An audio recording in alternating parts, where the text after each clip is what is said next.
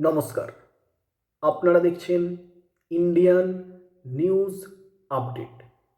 আজকের যে বিষয়টি নিয়ে আপনাদের সামনে উপস্থাপনা করব, বলেছিলাম যে পরবর্তী ভিডিওতে আপনাদের সামনে নিয়ে আসব চীন কৃত্রিম উপায়ে কিভাবে সোনা আবিষ্কার করেছেন। এই ভিডিওটি যদি আপনাদের ভালো লাগে তাহলে আপনারা অবশ্যই সাবস্ক্রাইব করবেন এবং বেল আইকন প্রেস করে দেবেন। ধন্যবাদ। চলুন সেই বিষয়ে বিস্তারিত আলোচনা করা যাক। সূত্র অনুসারে চীন গবেষকরা পারমাণবিক স্তরে অত্যাধুনিক কারিগরি করে যে ধাতুটি তৈরি করেছেন তার পারমাণবিক গঠন, ভৌত রাসায়নিক বৈশিষ্ট্য এবং আচরণ প্রাকৃতিক সোনার মতোই। এর আগে চীনের গবেষকরা এমন একটি পদ্ধতি বার করেছিলেন যার মাধ্যমে কঠিন ধাতুর মধ্যে সামান্যভাবে ছোট ছোট ছিদ্র তৈরি করে হালকা ও শক্তিশালী খাঁটি সোনা তৈরি করা সম্ভব।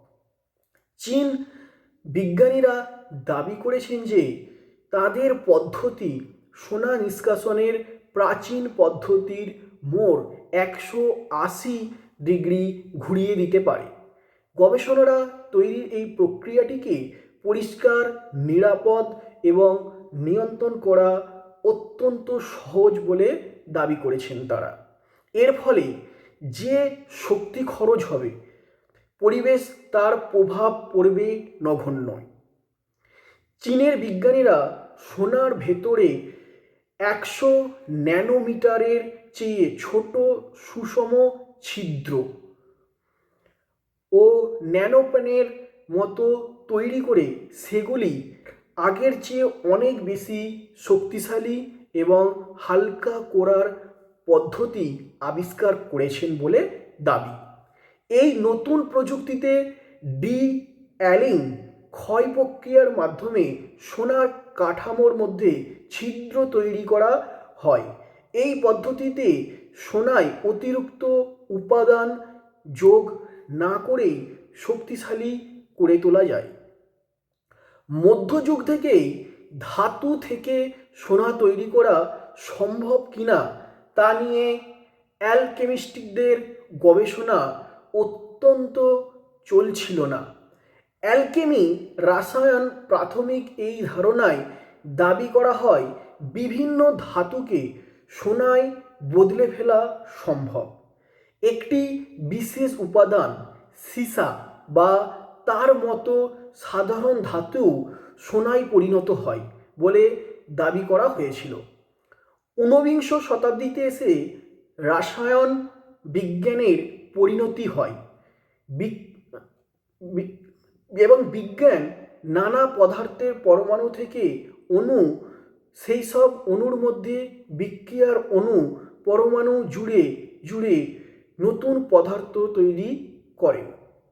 অণু পরমাণুর মধ্যে হেরফের করিয়ে সোনা তৈরির চেষ্টা পিছিয়ে ছিলেন না। বিভিন্ন দেশের বিজ্ঞানীরা ঊনবিংশ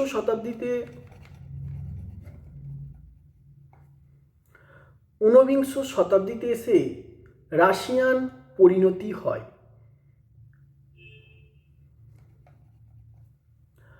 ঊনবিংশ শতাব্দীতে এসে রাশিয়ান পরিণতি হয় বিক্রিয়ার বিজ্ঞান।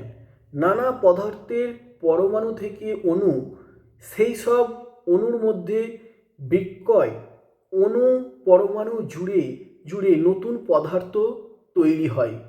এই অণু পরমাণুর মধ্যে হেরাফের করিয়ে সোনা তৈরির চেষ্টায় পিছিয়ে ছিলেন না বিভিন্ন দেশের বিজ্ঞানীরা।